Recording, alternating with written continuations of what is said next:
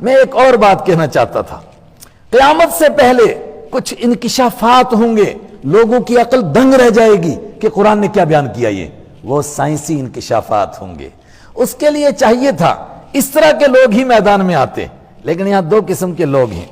ایک وہ لوگ ہیں جو کسی نہ کسی درجے میں اگر قرآن کا ان کے پاس کوئی علم ہے مگر وہ سائنس کا علم نہیں رکھتے ہیں. ایک بھاری طبقہ ہے جس کے پاس سائنس کا علم ہے مگر ان کے پاس قرآن کا علم نہیں ہے. وہ بڑے اخلاص سے بیچارے اٹھتے ہیں مگر ٹھوکریں کھاتے ہیں. اور جتنے بھی اس میدان میں آئے اکثر نے ٹھوکر ہی کھائی. شاید ہی کوئی بچا ہو. اس میں ضرورت تھی کچھ ایسے جوان میدان میں آتے جن کے پاس وہ علم بھی ہوتا، پھر بڑی محنت سے قرآن پاک کا علم حاصل کرتے، پھر وہ بتاتے کہ دنیا کا ایک ایک دن جو آگے بڑھ رہا ہے وہ قرآن کی حقانیت کو ثابت کر رہا ہے، وہ قرآن کی سچائی کو پیش کر رہا ہے، اور دنیا دنگ رہ جاتی ہے کیا بات کہی. مثلا ایک موٹی بات بتاتا ہوں. قرآن نے انسان کی